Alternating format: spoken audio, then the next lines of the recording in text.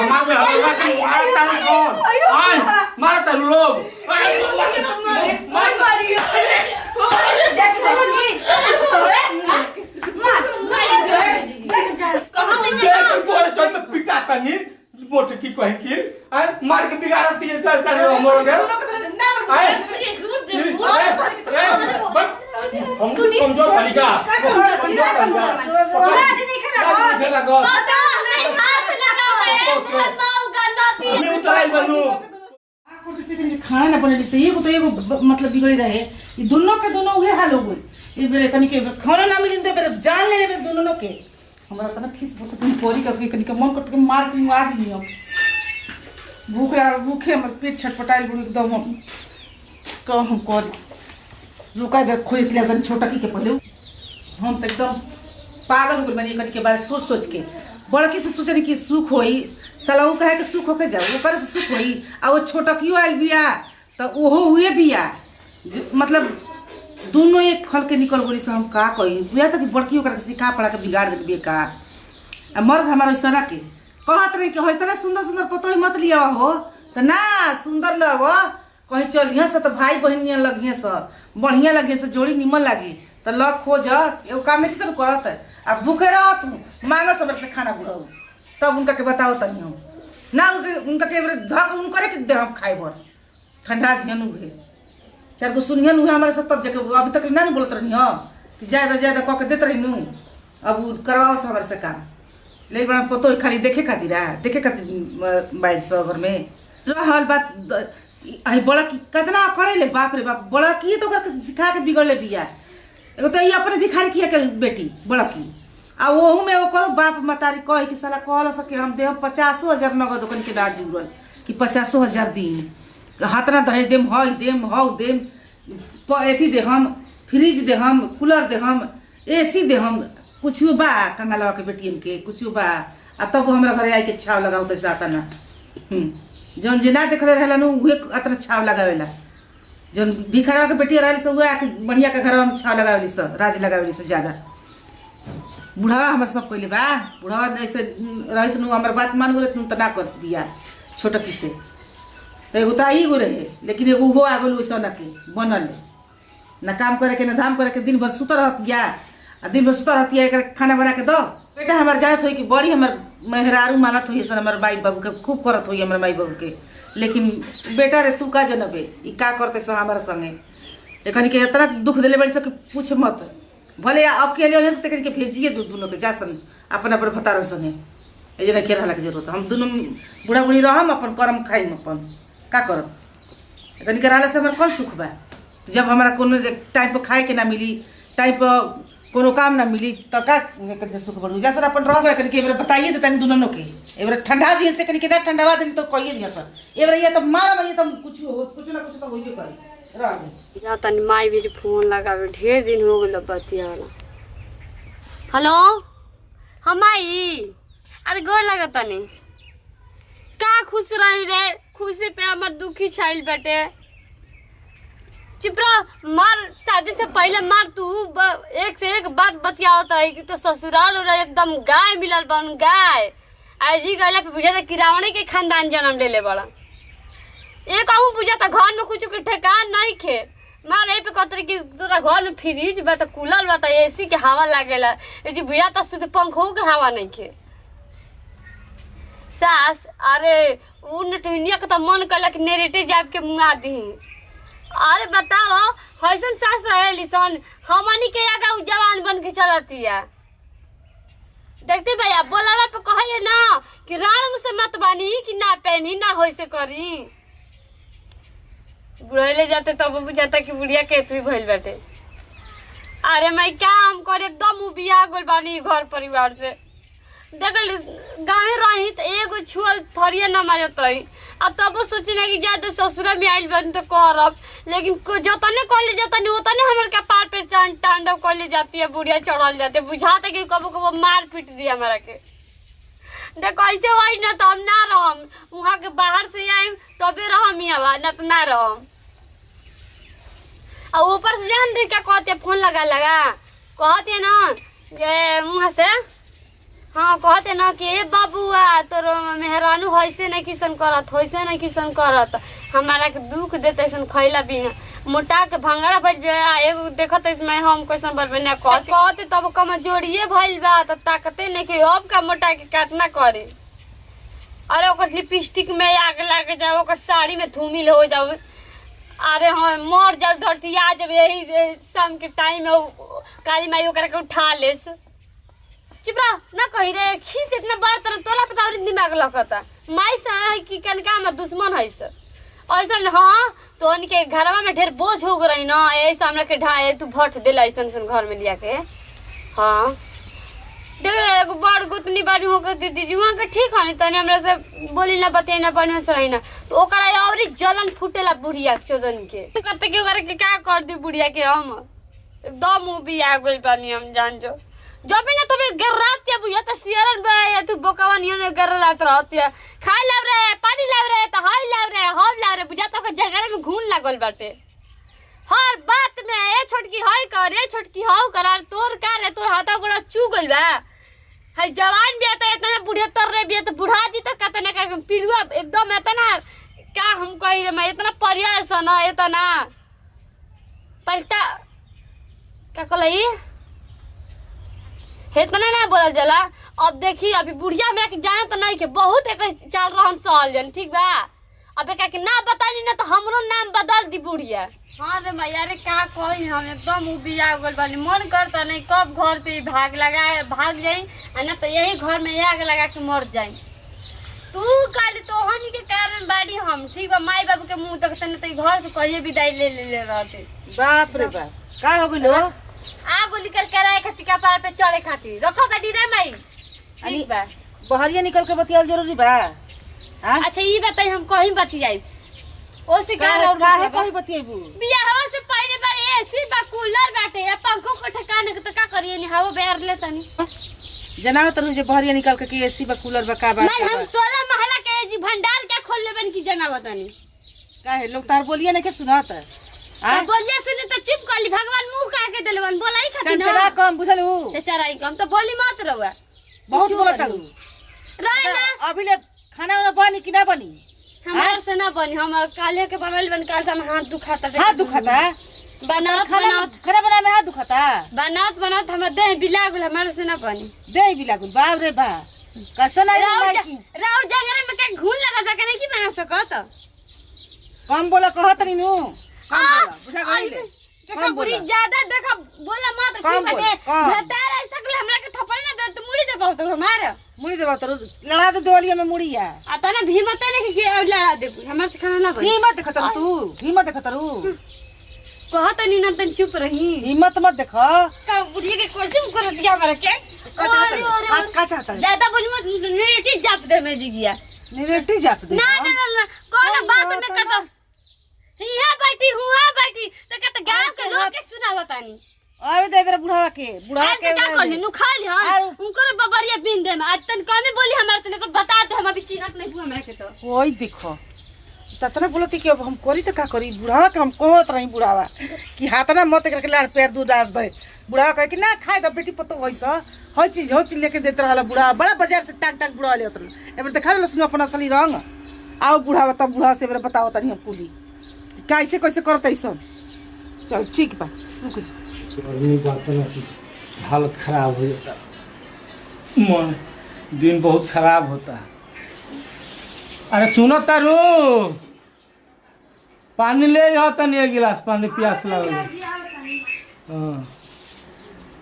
बड़ी हार्ड गर्मी गिरता एकदम ना पानी पी आदमी तो मर जी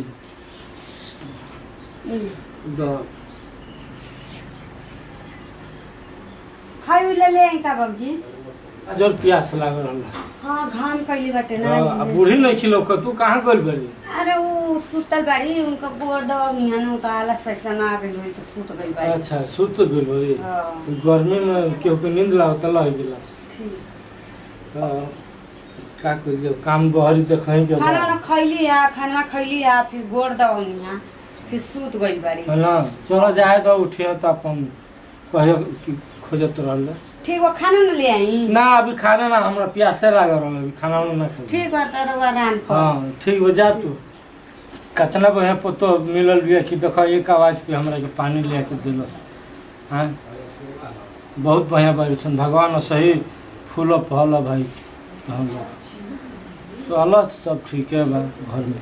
मैं अगल बगल के देख के जरे लसन कैसे उनके सही से रहे लसन झगड़ा झंझट ना होला घर में। हाँ काहे खातिर झगड़ा झंझट करी आदमी। हाँ? आदमी सब सुखी संपन्न ले आदमी बा रहता कर ले दूर रही तो आदमी काहे खातिर झगड़ा झंझट हुई। ऐसे न घर चाहिए हमने के पानी ले आइल पानी मंगनी पानी ले आइल पियलस काजी का हो गइल तारा के चिल्लात रही तो पतोहिया पानी ले आके पियलस या रोके हाँ कबे ले चिल्लाता नहीं कहाँ बारू हो एक गिलास पानी देलस तो बड़ा ओकर बड़ाई करतनी सुरनिया हम ये बढ़िया भी तबे न ले आइल एकदम जाके दौड़ के। अच्छा हाँ? ऐसा नहीं तो पतो उतर ले बनी खाना हम बनाई सारा काम हम करी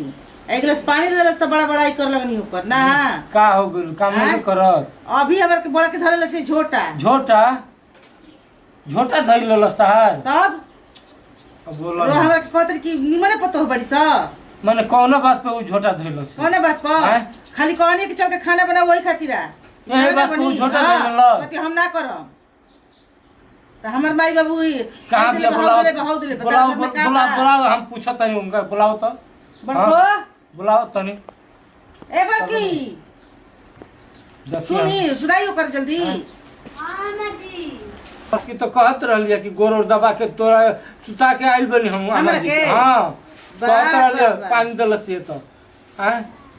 कब तनी सौ ना छुले हुए सब गुड़ा हाथ हमार जब से आइल बड़ी से तब से माने का तार रहन ठीक नहीं के लेकिन का करत सही होला आमा जी के साथ माने का करता नहीं हाँ? तुम घर में बिया आग लगले बन का जा कहतरी कि मारो झोटा पेर लो भी हमारा आई हो करम जालो जनो कौन कहत या ना सच में छोटा पेड़ आ जाओ हनी के वो तो हम कहते मैंने जौन नहीं कहा- कहिया ना छोटा पेड़ लानी कैसे जे के बोला? छोटा पेड़ लानी त जे टोला मोहल्ला ना जुटल रही त मन तो ये झूठ देखो कहती कैसे है बोलत ये या और अपन मौगी के बतिया बुझाता कि यहाँ के सच बोलत आनी लेकिन हमनी के बतिया खटाई नहीं ने बुझाता उधियाते जानी अब बोलो ना अब हम आप कैसे हम मानी के करा में कोई अरे पेड़ नहीं रखी त हाँ? तना हाला पेड़ आई तो कितना हाला हो जाई ए भाई देखो हम तो ए बाबू, जब दोनों मुंह जना के नहीं कहते नहीं ठीक से अरे वो रहो झूठ बोलती है महाराज वो झूठ बोलती है काली जी का कीड़ा खाइबो किरिया ना खाई ना जकर खानदानी हुए खाई आ हमार से ज्यादा मत बोलिन जा जतने करतनी उतने कपार पे चढ़तनी जा देख ली कैसे बोलती है पटर बाबूजी बताई घर के काम हम करते बानी त कौन दिक्कत बाटे तो बाहरी अपनी गर्मी होता क्या काम हम बोली बना नहीं तो कहते रहे कि घर काम करता नहीं हम अब हम का गाँव में है, रह के बनाने देखी की सकत हम हो। केक बनाओ त केना हम बहरी रही कि हम घर के देखब चल केहू बना दे रोले के खाए के मिल गल ना बस तने में रह बोलवा दी। से देख ली कोई चमका के कोई तो नु सही में ठीके कहता तई वो छोटकियो हुए बिया वो सही करती है वो ऐसे करती है हां वो सही करती है हमरा भी तो ठीक रहे और ये खाना बना के तो कहती कि हम ना बनाए जा तुम्हें बनाओ अपन अब तो दोनों कहो के ना दोनों तो अपन हम मिल का बड़ी करी बोल अब हम सिखा दियो करी के तुरंत हम सिखा हाँ दे सिखा के ओकरा कहलक फल खलवा ओने के हटाओ सन काबा हट बारसन तब जाई ओकर बाद से बतियाली बेटा से अपन ठीक है बा, बतिया हम- दो लिया जैसे अपन मेहरा रू ठीक है हम जाते नहीं फोन कर देते नहीं हां जाई बतियाई हाँ। ए बार ना बतिया तो समझ ली ना हम बतियाओ तो नहीं इधर जाते नहीं बतियाओ तो नु बतियाई जे बतिया कर निकले जा अपन हाँ, मेहरा। हर दिन के खेले बोलो कब वाला हम करी समाप्त कर देते नहीं हम ई मजाक बने लो बोलो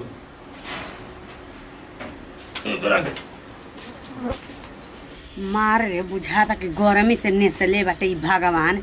एगो ई घर आवा ने बिया बुढ़ कुकनी कि एकदम बुझाता कि दिन रात पता नहीं का चाहे ले लहरे लगावत रहती है चिल्लाते रहती है जब देखा जब खात पियत रहले तब एक पेटे खाली रहला खा तो मोटा गई बिया और तब वो पता नहीं का खाई भैंस खाई का तो तब पेट भरी एगो हमार मर्द न निमन रहतन तो ई बुढ़िया ई घरवा ने हमनी के रहे ना देले रही थे जैसन एक चाल हो गई बाटे छोटको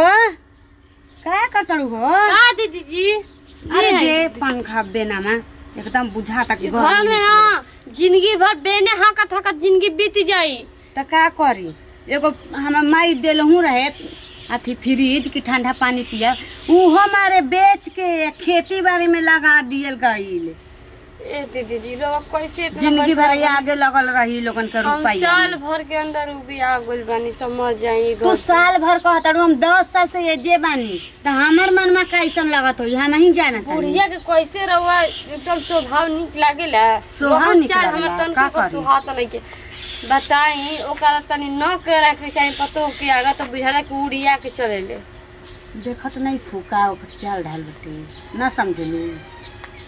बताई एकदम बुढ़ारी में हमर हाँ यार बा जमाने में पता नहीं का करत हुई है लड़का सियान हो गई बेटी पतो हो जाला तो कहला कि आदमी के मतलब कैसे रहल जाला ताकि बेटी पतो कुछ बोलो ना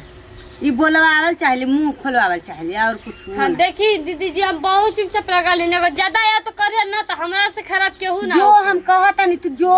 जौन करे के बाटे न उ लसार लसार मार तू छोटा पेड़ दे तू ही सुधारबे करबू लसार लसार मार हेजिया के माई से बतियाओ तनी तो कहते कि भर गम जनाओ ताड़ी ऐसे आ तू दिन रात घूमत तो ना ई ना सच कर बतिया ना कहलू कि सच बतिया में आज का बाटे हम जनाई चाहे कुछो करी तोहर काहे अथी होता जरता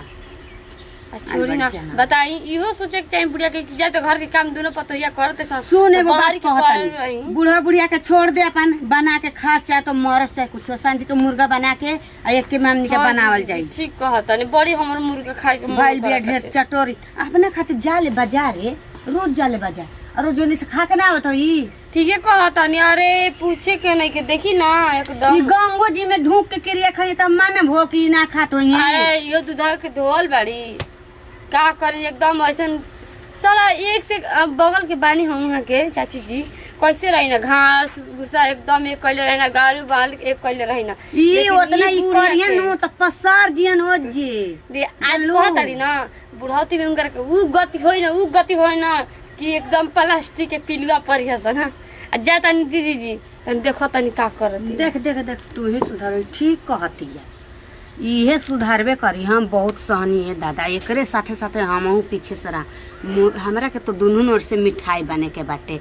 छोटा की रही नो तो ठीक रही आगे आगे रही हम पीछे से रहब जौन करे के होई उ कर दिन भर आदमी पागल रहता है बर्तन धोता है कपड़े लता धोता है बाहर सहार आदमी एक कैले रहता बताओ ठीक है कहल नैहर के सुख ससुरा में कबो ना आदमी के मिली कार नैहर में रही तो झाड़ बार के चलत रही आज हमार दासा ऐसा हो गई बाटे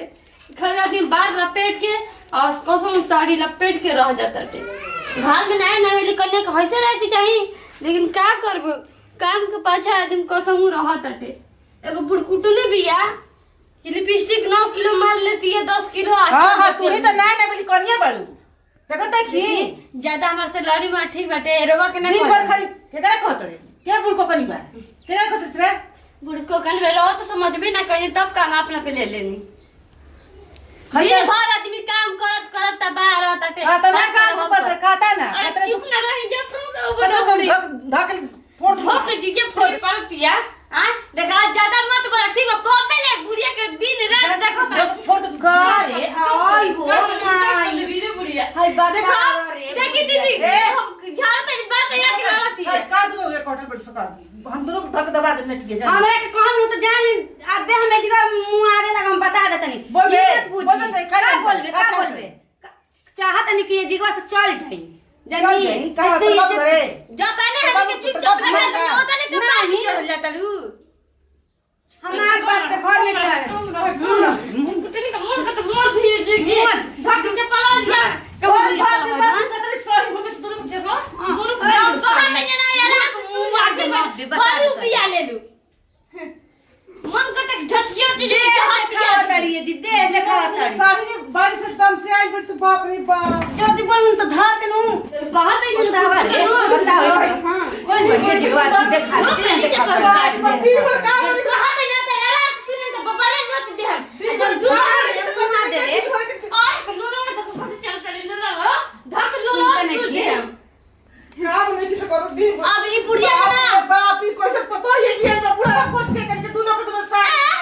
कैसे पता लिया था कैसे अपने की सास मिले ई क्या भरने के देखा दिन रात बुझाता कि तवा कर के धैले वाली जितने कर मुंह तक छिपरो जी भूत जादी हमरा से मत लड़ी जानी देह देखा लड़ी दिन रात आदमी करत रहत दिन भर का करता रहे कर कर घर में कोई बार सुन तो नहीं गया आई हम चोट और लागल। काहे गिरल भी है चोट लागल हम आय? जी का हो गेल हो आई दादा तारा का हो गई हैं लगा ना बाबूजी केहू कर देले बारी सन रानी भटर कटनी बुझाता है हमारी के दोनों मिल के मार कर से हमार में हल्ला के मार तारी कौन आय मार तारी लोग मत मारियो देख बाबूजी कहां से देख तोरे चल पिटा तनी मोट की कहे की आय मार के बिगाड़ती है कर कर मोर गए आय हम कमजोर तरीका राज नहीं खेला पता नहीं हाथ लगा है बहुत माल गंदा पी मैं उतराई बनू तो मैं घर में शांत हमने चाहता नहीं तोर बोलाओ तनी नु बोला दोनों का पहले फोन करके कर बता के बुलाई आई कर कि जा समझ के निकल के अरे हम चाहता नहीं हिम्मत नहीं कि अरे जाई रवा लाठी कला के बेटा के हाथ तो हमर नाम बता दे तारा घरों से खुद हम निकालो देखी देखो तनी नो कैसे ही जो तारी पीट पीट के लोग से बात अरे तू काहे बोल रहे तो होली पे हम निकालो दोनों को बुलाई दोनों को ले जा अपन मेहरान के कहां जाए नहीं है जे जहां जाए कुछ तोर बाप घर बाप मेरे तो भतार के बाटे ना भतार के नंबर में काम है भतार हमार अरे कमाई जाए हो में जिसे कमाई बा भतार के ये जे मुंह ना देखला कमाई बाटे आवत खा खा के बुझा त पसेरी भर के जीवा हो के ना ना हमनी के खटत खटत होय मर तो खलो होय ना होय तो कतो होली सन आय भैया का परिवार कोई के हुआ कितने मारे करत नहीं जे देखत नहीं कि जाके वो बाजार में चट्टे के बाटे जलेबी और थी अकेले भी तो दोनों मिल के मारबू लो मार के कचर देबे जे आई ना लगाई हा का को करके को आज के बाद अगर बोल हम तो जान जी हो अरे पत्थर सूट की तू जो ना अरे भतार हम तो काजी तक नहीं हमरा का तू ही नहीं पत्थर हाउ सूट की कहे कि जान है ये के मोग बा हम दिया हम न दियो नतियो आई बई देखो तनी कैसे कर जाते सर जल्दी रो फोन करियो करके बुलाई हम बुलाओ तो जाओ अरे तो जा सेकंड के नजर करके ना रह दिया सन हमनी के चंद के जिंदगी ना जी चली हमारा नाम बता दिया सर एक बार बाप है के करके दोनों को बुला दिया इंडिया के जैसे जा तनी नु लगाओ तनी फोन अबे फोन कर करी फोन हम 1 मिनट का एक समय रहो एकदम ना अरे रौला अबे कि ना तू है जी चल जल्दी आओ तू मैं काम हम छोड़ के दमा एकदम गाड़ी धर के तो नहीं आ करके कह दी ये घर में करत रहत कहलो बारी सन एकदम ठीक बा आओ आओ कल आओ कोई बजे उतरबे का वैसे के कर पतो ही करली सन बाप रे बाप ठीक बा आओ फोन कर देल बनी एगो का और के कर दे ठीक कर दोनों के बोला बतानी हां दोनों के करतनी रुक ना हाँ हेलो सनुआ हाँ घर में या लागल बरू तनी आओ जल्दी एकदम काम बा एकदम मैं पढ़ाई लिखाई छोड़ के मैं आ जाओ हाँ या रहल मुश्किल कैल बारी सन हमनी के आए नहीं रह तो दोनों मिल के मारा तारी सन अभी बहरी ले देखा तनी मार दोनों मिल के झोटा नचुन से मारा तारी सन बोल ए खातिर ब्याह कहनी हम ले जो अपन कबाहट अपने भेरी हमरा नहीं कामी कुल कबाहट के